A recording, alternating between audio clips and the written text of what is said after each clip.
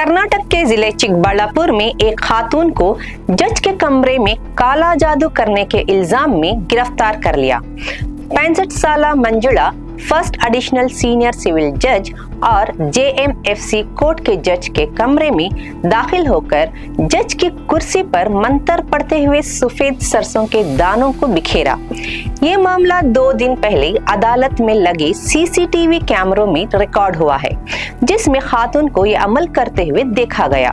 अदालत के chief administrative officer Netra ने पुलिस में शिकायत की, जिसके बाद मुकदमा दर्ज करके तहकीकात शुरू की गई और खातून को गिरफ्तार कर लिया गया।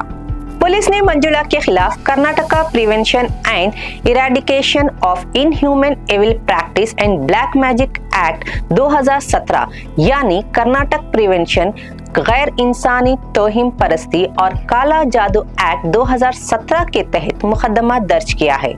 खातून को अदालत में पेश किया गया, जहां से उन्हें 17 दिन की हिरासत में भेज दिया गया। पुलिस की कार्रवाई के दौरान मंजुला ने बताया कि वो चाहती थी कि अदालत का फैसला इनके हक में हो, इसीलिए इन्होंने जज के कमरे में काला जादू किया। पुलिस इस मामले की मजीद तहकीकात कर रही है।